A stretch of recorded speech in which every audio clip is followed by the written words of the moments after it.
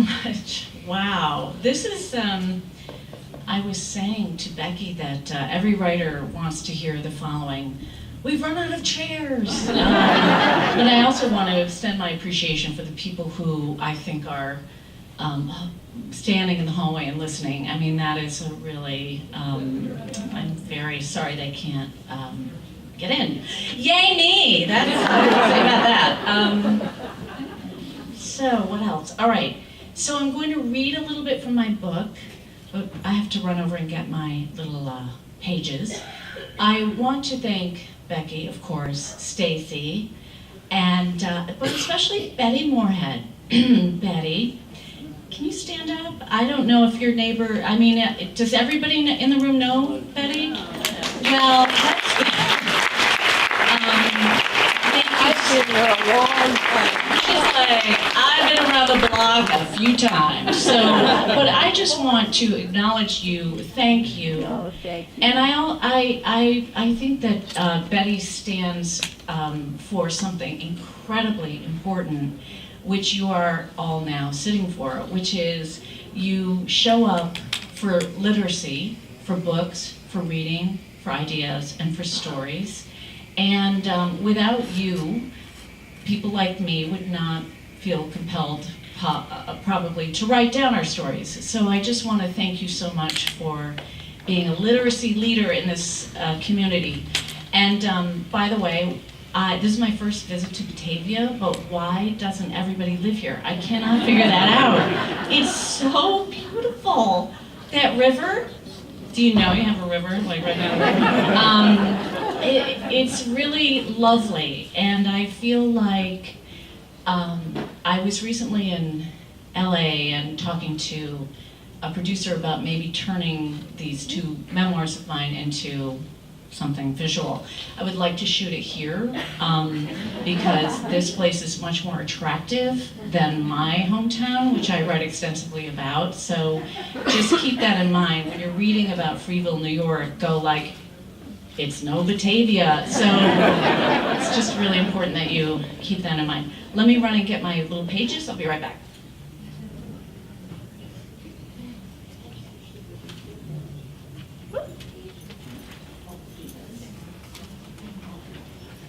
Sorry, I actually didn't bring a copy of my book, but there are a few here. And before I start, I want to say that I have pre-signed all of the hardcover books. This book is my second memoir, which has just come out in March. There's a paperback of my first memoir that has been reissued that is a very, very, very sweet, summery, lovely little read. And I would be very happy. So what you can do afterwards is you can purchase a signed copy, and then I'll sit over here and I'd be happy to inscribe. You can get a signed copy and just race to your car, go like that, like a mobster. Or you can forego all of it and hang out and talk to one another or to me. So those are your choices at the end. I also want to, this is a little awkward, but I also want to say that I arrived in Chicago last night. My father died on Monday. I know. Those of you, thank you. Those of you who read my story will read about him, and what you'll learn is that he was a character, is what we say. That's the nice version of what we say about people like my father, who was a many married man, an abandoner, a dairy farmer, a bit of a nut, a bragger in roadside taverns. He was all of those things. Part of my whole journey and story is that I was able to be with my father, help to take care of him, and really step up at the end of his life, and I'm very glad I've done that. Because of that, but as you read about him, you'll see the fullness of Buck, and I have to say that that was his nickname, so fill in the blanks there. And when I wrote this second memoir, I did not really write very much about him. Because of his honestly pretty terrible parenting. There's estrangement with, he just didn't have much contact with any of his children. And I had really sort of made peace with him and made peace with all of that, honestly, through writing my first memoir. When it came time for my second memoir, which is primarily devoted to writing about, my life and my mother, to whom I was devoted, I didn't really leave a lot of space for my father in that book. And my editor sent back the draft and he said, I really miss Buck. Really miss Buck. Let's put Buck in this book. And I then spent 3 weeks really writing about my father in a way that I had never done. And of course, after his death, I'm so glad that I did. He was a very complicated person and a very real troublemaker. But I'm happy that I was able to write about him with real, affection. So that having been said, I'm going to move on to, I'm going to read a short excerpt. Anyway, the reason I mention that is I'm very distracted. Anybody who's been through loss, it's like you cannot think straight. So I'm very happy to be here, but I'm not quite on point. I better get it together before Wait tonight, because it's gotta be sharp. So, but to arrive and to see this huge group, it is just feeding me. I do want some kittens.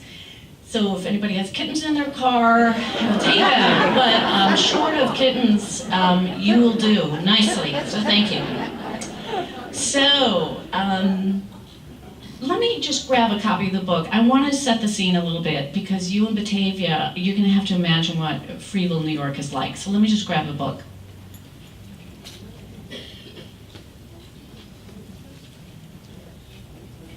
I'm just going to read you a tiny bit, a little set the scene here about Freeville, New York. I come from a place, let's see, that seems to nurture two kinds of people. Those who stay and those who leave. I grew up in a family of stayers, but I left. And now, as far as I know, I'm the only person in the entire history of Freeville, New York, aside from my own grandfather, to leave but then return again. Like me, my grandfather Albert grew up in Freeville, moved to Washington, D.C. for his career, and moved back to Freeville later in life. My grandfather died in the house in which he was born, our family homestead on Main Street, where his daughter, my 92-year-old Aunt Millie, currently lives. As I write this, I'm sitting in my own little house on Main Street, 20 feet away. Looking out my window, I can see my elderly aunt toddling around in her kitchen. Freeville is a good place to be from. The village of 520 people has one stop sign marking the end of a tree-lined main street. Children ride their bikes to the village school, and in the summer you still see kids carrying fishing poles as they walk to the old mill dam to fish. On summer evenings, people sit on their porches and slap at the mosquitoes that swarm the lights. That's what a lot of people probably think about when they remember their childhood in Freeville. But they do their remembering mainly from Florida, which is where everybody who leaves seems to wind up. The Freeville to Florida diaspora is fed by a pipeline powered by low wages and high taxes. Our former citizens are also blown south by the blizzards that rip through the region from Halloween to Mother's Day. Freeville lies near Ithaca, New York, on an axis between the small cities of Binghamton and Syracuse, ranked by the Farmer's Almanac as being the 4th and 5th worst weather cities in the United States. Even if you have the Constitution to shovel your driveway for 5 months every year, there's also the cloud cover to contend with. The sky hangs low. Much of the time it is gray and gloomy. My mother Jane used to call this a lowery sky, and while she always claimed to love it, she was alone in her affection for those dusky months when the sun's low passage in the sky tends to be completely obscured. My family has called this place home since 1790, when the first of my mother's family pushed west after farming for over a century, first in Queens and then in New Jersey. My far-off ancestor was given a land grant in the frontier of the Finger Lakes District in exchange for fighting in the Revolutionary War. The area where he settled and where our family took root and grew is rugged, hilly, and interrupted by spectacular glens, streams, lakes, and waterfalls. Then there are the Finger Lakes, glorious, narrow, glacial gashes that create miles of shoreline and spectacular vistas.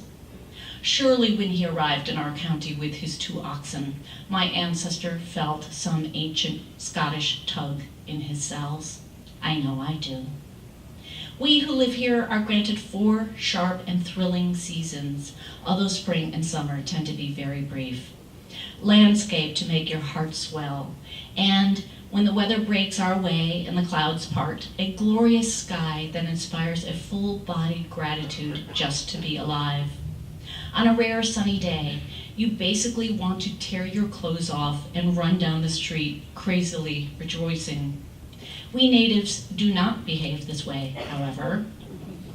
Overall, we are a tamped down, non-effusive people with New England-style reserve and a belief in the power of bootstraps to pull oneself up, as well as the utility of good fences to make good neighbors. We are not huggers nor lovers of nonsense or drama. We do not suffer fools, gladly or otherwise. Okay, so that's the little scene setting. That's lovely Freeville. The snow just melted. I'm happy there are so many wait, don't tell me fans here. That's awesome. You're going to enjoy, I hope. I want you to know, as a memoirist, I have been brave enough to tell you about my worst dating nightmares in order for you to enjoy my my tragedies, frankly. That's where we are. So this piece is called Night of the Chipmunk Hands, and it involves a time when Peter Sagal set me up on a blind date. It did not go well.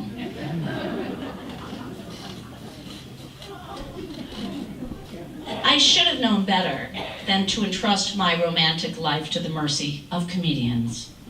Generally, people who devote their lives to making other people laugh are too maladjusted to grasp something as high stakes as a middle-aged woman's search for love. And yet, I willingly climbed down to the bottommost rung of the dating ladder when I involved my colleagues on Wait, Don't Tell Me, in what I now assume and pray for the last blind date I will ever have. I've always treated my monthly appearances as a panelist on NPR's quiz show as a realization of my lifelong fantasy to be Sally Rogers, the comedy writer played by Rose Marie on The Dick Van Dyke Show. I secretly cast myself as the wisecracking feminine presence in the male-dominated backstage writer's room. Like Sally, I turn up for my appearances wearing 1950s-style shirtwaist dresses and sometimes even tease my hair into her trademark style.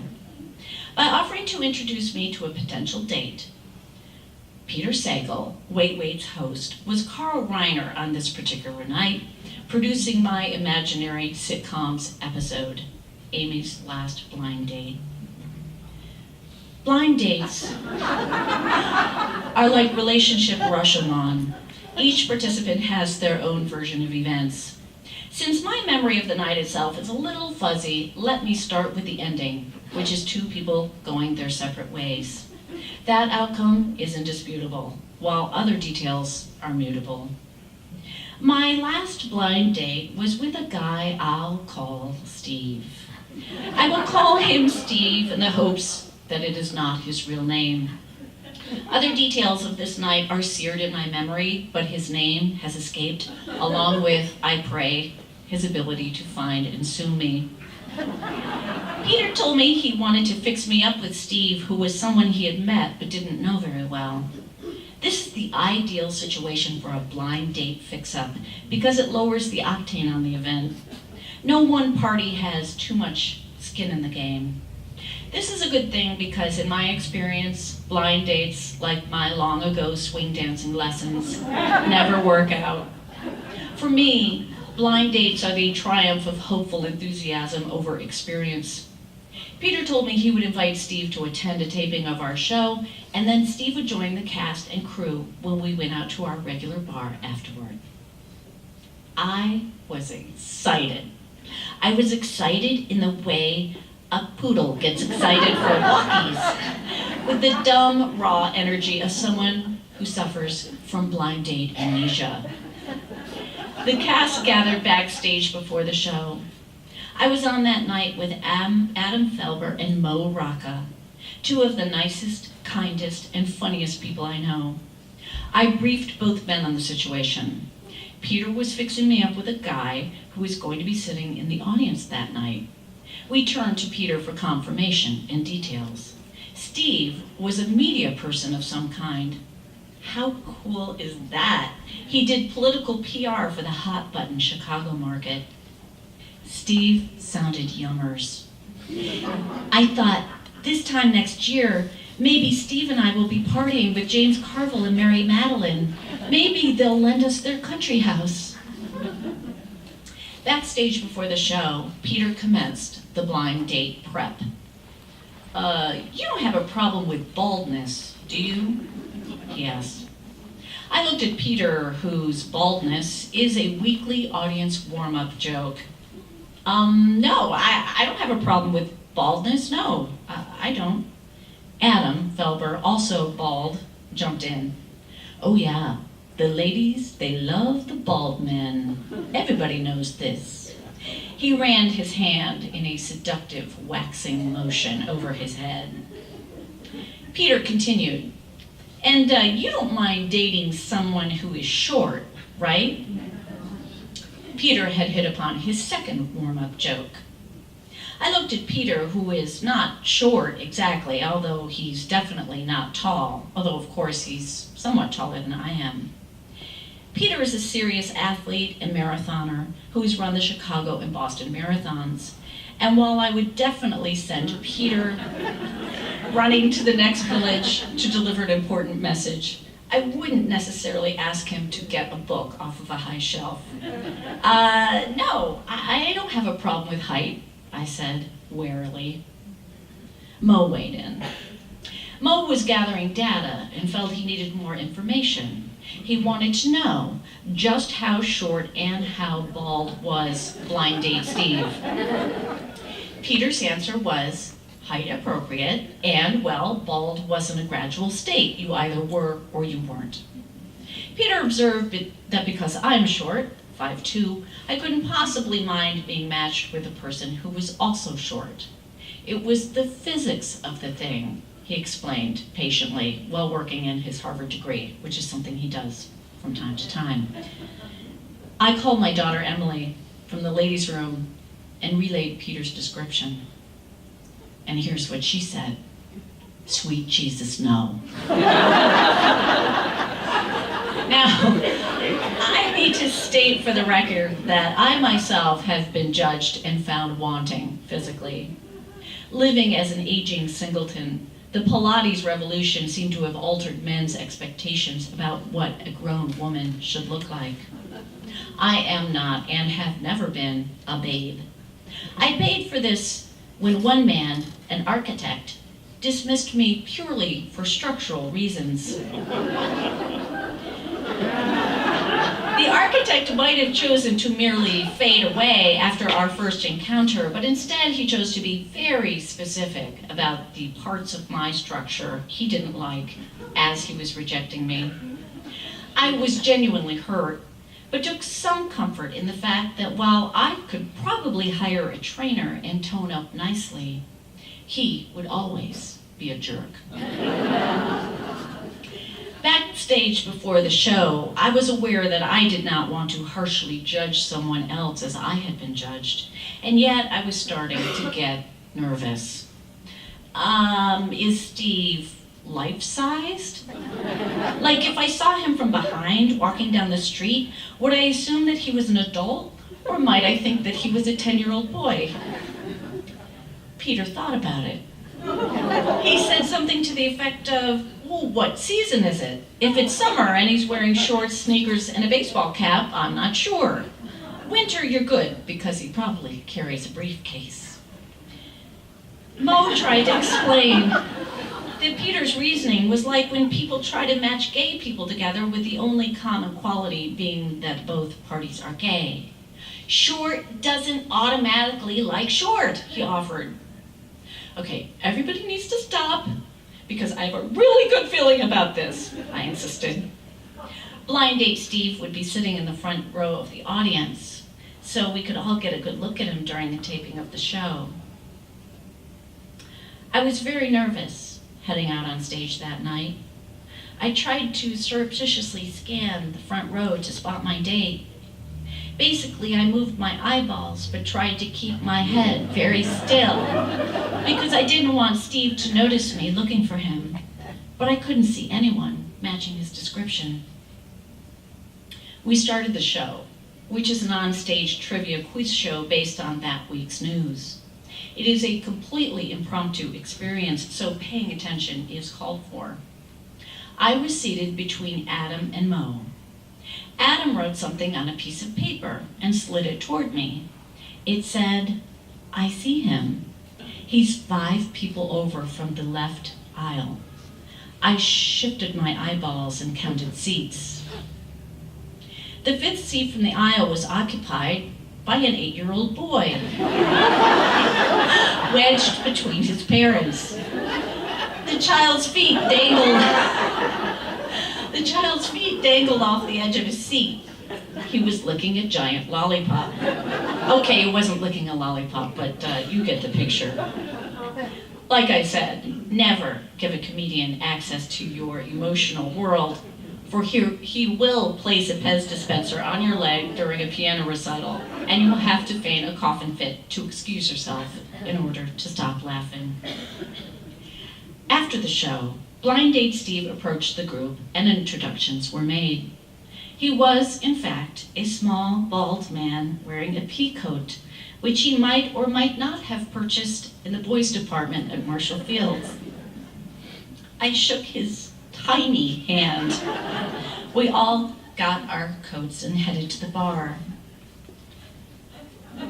We sat together in a big group as Steve and I circled one another the way you do, stealing occasional oblique glances in the hopes of easing into a conversation. Blind Date Steve was funny. He had an interesting job, and he told us all about it. I could tell he was more oriented toward impressing the impressive people we were with than me, but I'm used to that.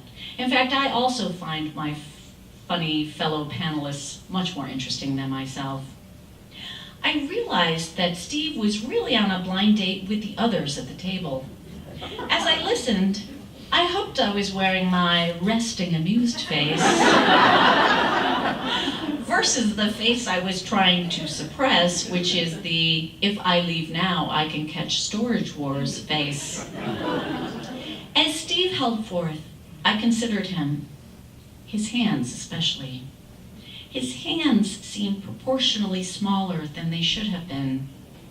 I pictured him washing his food in a nearby stream, using his tiny digits to scrub an apricot. The evening wound down, and Steve walked me a couple of blocks to the taxi stand. Walking together, I realized that we were, in fact, proportional. The union with my tall ex-husband had yielded a daughter who had now passed me in height when she was in 5th grade. Emily was now a 5'10" statuesque beauty who could rest her chin on the top of my head. Sometimes my daughter and I didn't even seem like we're in the same species. I reconsidered my previous harsh assessment of my date. If we got together, Steve and I could have tiny chipmunk babies. They would sleep in little nests in our treehouse, like Keebler people. Steve didn't seem all that into me. Maybe he prefers tall women, but I decided to go for it anyway. I was ashamed of myself for taking the measure of this man in such a superficial way. I wanted to spend one evening with him when he wasn't distracted by my friend's star power, and we could take it from there. Walking down the street, Steve asked me how to get an editorial into the Chicago Tribune for one of his clients, and I offered my help. I said he could call me, and I asked him if he would like my number. He said, "No, that's okay." And I never heard from him again. Blind Date Steve delivered the perfect comeuppance to my own hubris. Flat out rejection. All right, that's my section for today. Thank you. It wasn't all rejection. In my book, I talk about moving back to my hometown from Chicago and helping to take care of my mother near the end of her life, and really plunging back into life in a small town. I grew up on a dairy farm. In the course of my time there, I was single for almost 20 years, and I had raised my daughter by myself. And I called a guy to come renovate my house, and then it was somebody I'd gone to high school with and I'd known for a very long time. But that's when I stepped into the plot of a Lifetime movie, maybe a Hallmark Channel movie. Lifetime movie, I think I would have to kill him.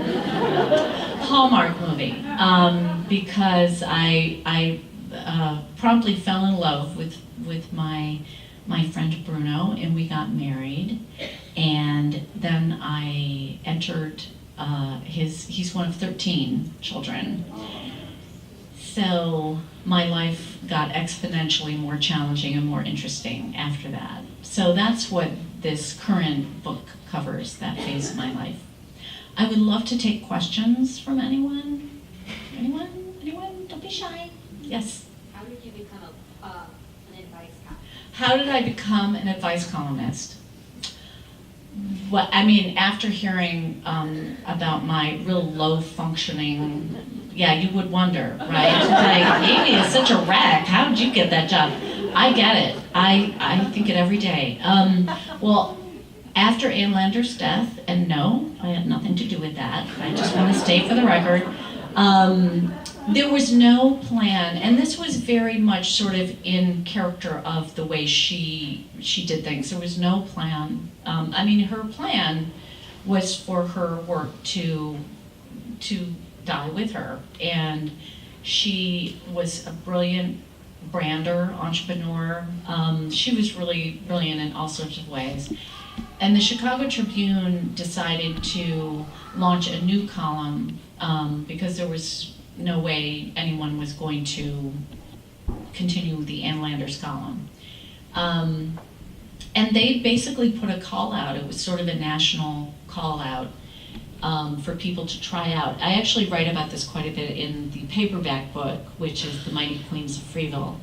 I, at the time, had been writing a column for Time magazine, so I was a known quantity, and I was asked to basically audition. And I was told they had about 10 serious candidates, and so we were all sent 5 questions. It turns out these were all questions that had been in the Ann Landers column, and we were given a week to answer these 5 questions. And I got back to the editor at the end of that day, and I said, okay, I'm done, here and he goes, no, take a week. And I just knew, given a week, I'd just find a way to screw it up. And so I said, no, I'm gonna stick with this. This is it. So they got all 10 of us to do these questions, and then the Tribune, you gotta love it, they had 9 focus groups in Chicago, 3 in Chicago and then 6 in surrounding areas. Can you imagine, like, I don't know, it seems like antithetical to newspapers to like run stuff past focus groups, but that's what they did. If they could run the news past focus groups, they would. Anyway, so I was told that of all 9 focus groups, they were very united, their opinions were very consistent. and that all 9 of these focus groups had the same first choice and were in total agreement. And so all of the focus groups unanimously said that their first choice was to bring Ann Landers back from the dead. That was number 1. I came in second, and I've been doing it. I'm really coming up on an anniversary, I guess, in a couple of weeks. It will be, I think, 14 years. I know, I never thought, and it's every day, like I never thought I would do this for such a long time. So that's how I got it. It wasn't exactly the star broke her ankle, you know, like I love those old Busby Berkeley musicals where the star breaks her ankle and the kid is pulled out of the chorus line. But it was not unlike that. So that's yeah, thank you. Anybody else? I was wondering in the second book, during your time filming and dads, what about your brothers? Okay, so this question's about my brother. I am one of 4 children. I have a brother, he's the oldest, and there are 3 sisters. We're very close in age. My brother, my father, and this is more detailed than anybody wants, but my father, as I mentioned, he was somebody who abandoned us when I was a kid, and then subsequent families. My theory, I mean, doesn't take a genius. I mean, this affected me profoundly, but I was the youngest, am the youngest. I had the longest time in the household with my mother, who was a really, really good, stable, wonderful parent. And I benefited from her parenting the longest. My brother, who was 16 when my father left, he endured the longest period of being I wouldn't call it abused, but really neglected and not heard. And I think it set him up for a lifetime of, he's very, very, very nice person, very nice person. But I think it set him up for a tough life of, which is also full of estrangement, abandonment, and a lot of chaos.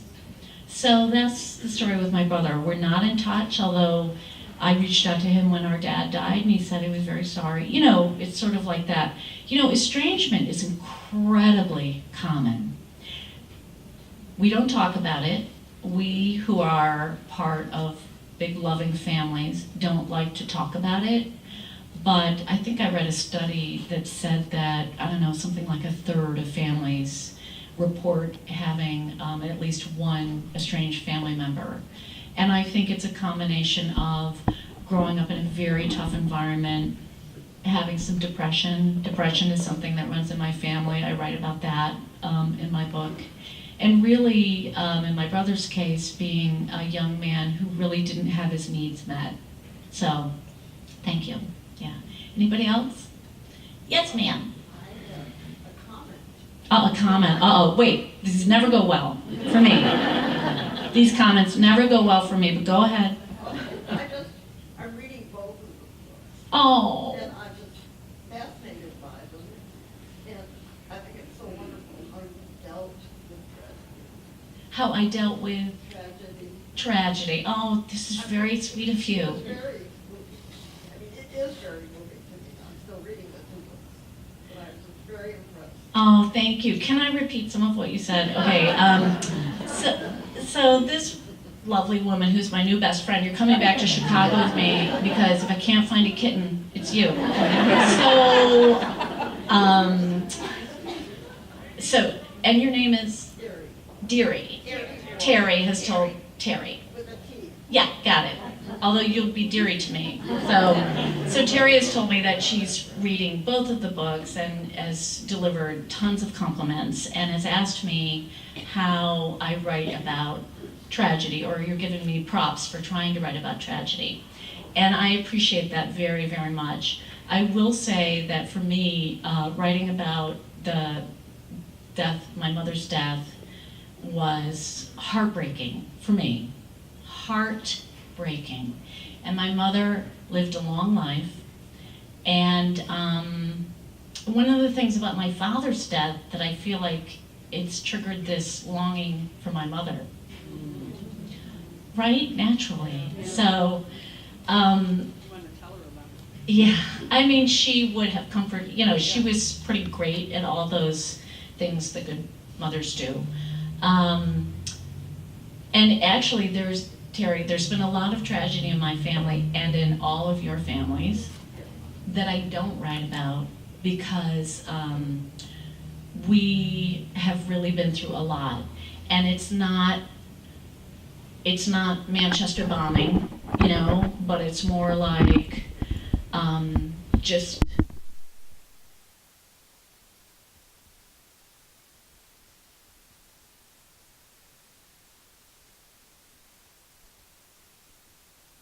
I both do.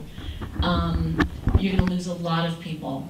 In fact, I have to tell you, my sister-in-law died on last Friday, and I'm headed to Philadelphia first thing in the morning to go to her funeral. But one of the things I write about is sort of how we, in my culture, which is so different from yours, right? Not really. But how we deal with that. And one of the things we do is my dear husband makes caskets. I mean, he's not a casket maker, but he made a casket for his father. He made a casket for his mother. He made a casket for my mother. And he made a casket for his brother and our niece and my nephew. And all, so in 10 years of being, or 9 years of being with him, he's made a lot of caskets. And he, like I said, is not a casket maker, but it's like a mitzvah that he does. And one of the things I talk about in the book is leaving my mother's bedside and driving through the snow, because everything happens in the snow, everything. And driving through the snow to the carpentry shop where my husband was making my mother's casket. And let me tell you, that will connect you with an experience in a very visceral way. And I think that my willingness to be with my father at the end, I think that those tiny moments of bravery come from really being very loved, very, very secure. And I feel very lucky. And this great job I've had for the past 14 years has afforded me many, many experiences. Most importantly, it's given me insight into the human story. So thank you very much for saying that. Usually when people say they have a comment, it's like, your photo is bad, or your hair looks different, or blah, So thank you. I'm sure some of you are thinking that. You're like, I don't know about that photo. I would love, I could talk all day. So anybody else have any? We're friends now. I've told you everything. Okay, ma'am.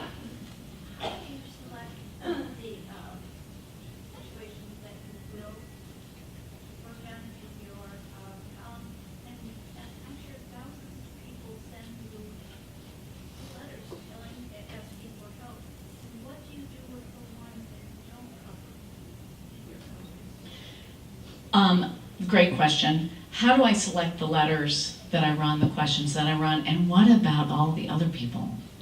Okay, here's how it works. When the Tribune hired me, and you may remember Ann Landers lived quite the life. She had a kind of a posh thing. She was so smart. She got the Tribune to pay for a wonderful lifestyle. And they were like, we're not making that mistake again. So when because one of the things she had, and of course this is the days before the internet, Ann Landers actually set up a bit of a kind of a social service agency. I mean, it was wonderful. She had, I think sometimes up to a dozen assistants. They read and answered all of the mail. So on the one hand, it's very caring to do that. On the other hand, it's also brilliant branding. I have met more people who have said to me, oh, I wrote her a letter and I got a letter sent back. I mean, that's how you sort of create a lifelong legacy. When the Tribune hired me, such was their faith in me that I got a newspaper salary, a cubicle, and no help at all. And I was like, and, you know, when you think about it, one of the first problems was, well, what if we throw an advice column and nobody shows up? You know, so one of the meetings we had was like, how do we get people to send letters or send questions, submit questions? And I said, I kind of did that out to the newsroom, which of course the newsroom barely exists anymore, but at the time it was like, you know, a couple hundred people, kind of, they had, you know, with no more smoking inside, people were like twirling their hair and sucking their thumbs, and it was just a lot of dysfunction out in that room. So I was like, well, we could just start here and probably go for a year. So, but as it turns out, I remember they ran an ad for about a week leading up, and people just bam, started contacting me. So very early on, I had a choice to make. And I'm going to reflect back on, I have a career in radio, a history with NPR, and deep love for radio. And I think my experience in radio really helped me make the choices I wanted to make regarding the column. The first thing was I was not going to rewrite the letters. I love the way people express what's going on with them, because they have ways of revealing what's going on. And I like the quirky way everybody kind of buries the lead. Any letter that starts with, my husband and I have been happily married for 40 years. I'm like, uh-oh, you know. So I like the way people tell their story. So I decided not to rewrite the letters. I do trim them, but I don't change the writing. I also had to decide that I would not be able to answer all the letters. The great majority come in over email. Now, I do read every email that comes in, and I want to assure everyone that I read all of the mail. And if there's anything that's really alarming, I get right back to the person. I actually don't run the most alarming questions in my column, and I would never want for anyone to have to wait, like if they have a truly urgent matter. I will respond to any kid, for instance. I only once or twice have intervened, and a young, I think a middle schooler was writing to me, and I was very worried about her, and so I asked, well, what's your school? She told me, and I said, hey, I would like to give a call to your guidance counselor. Is that okay with you? She said yes. And so I was able to sort of connect her with her guidance counselor at school, which I thought was the right thing to do. So I don't answer, I only get back to the ones that I feel are really alarming. Otherwise, people, you know, I would say 95% of the questions that come in are totally appropriate. It's sort of like, okay, Betty, how long have you been reading advice columns? 90 years? 85 years? I mean, what I'm saying, it's an ancient genre. And what I learned from the start, I kept thinking, wow, all these questions that come in, they're just kind of perfect. They're 3 paragraphs, they lay out the, you know, and I think that we have absorbed this genre and mainly know that this advice column is for tricky ethical questions, sort of questions of politeness, boundaries, and relationships. Otherwise, I think people know that they're not going to write to an advice columnist about a truly dangerous emergent issue. So, but I do read all the mail. But I'm sure there are a lot of people wondering, when's Amy going to get back to me? You know, but it's not going to happen. So, you know, I had to decide early on, writing a published advice column, that's my job. I am not a social service agency. I don't have any help. And I just had to, I think maybe one reason I've been able to do it for 14 years is that I have been very sort of strategic about how to protect my own time. So, Anybody else? Yes, sir. Roughly how many letters or emails do you receive in a month? In a month, well, I get about 200 to 300 a day. But you know what email is like? It's like you, especially when people fill out the subject line, it's very helpful because sometimes it's like, you suck. Well, just skip right over that. It actually is surprisingly easy to go through a high volume of email in a day. Now, like anybody else, I have a backlog, but I do look at this incoming email every day, and I go through it and choose letters every day. If I don't, I get like really, really, really behind. But now I get questions on Facebook Messenger, it's wild, Instagram. I get questions sort of coming at me from all corners. So, but it's all good. I mean, that's what the column is for. It's to, publish interesting questions.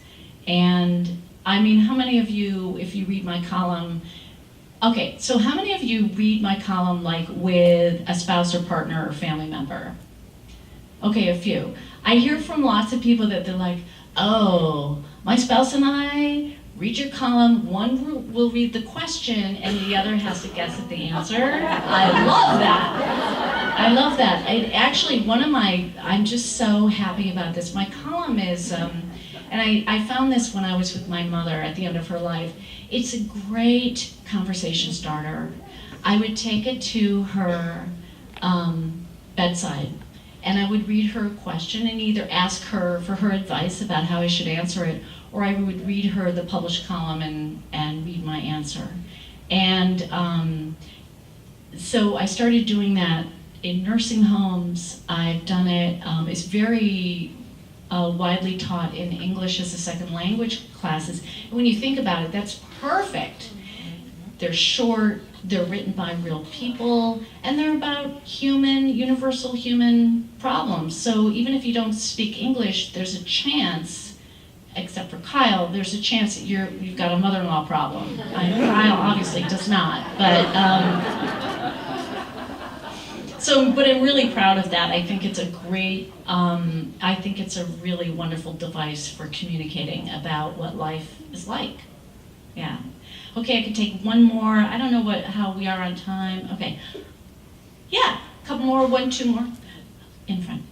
Can you just kind of tell us the trend of the questions? Have you felt like over the years the questions are pretty similar to when you started, Mm-hmm. or maybe the intensity or severity of the problems have, escalated over the past 14 years? This is a question about how have the questions changed in the 14 years.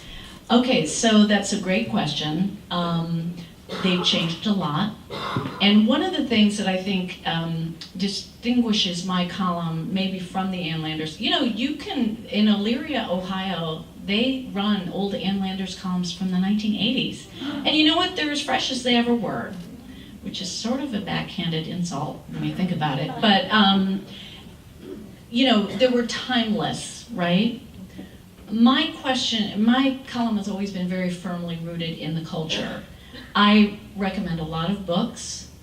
I recommend that people see movies. I will recommend specific music, specific cultural experiences. And so you can see how I also take questions that are very rooted in what's happening right now. For instance, I'm getting a lot of questions about the political scene and the challenges people are facing because they disagree with one another or they're very worried and concerned.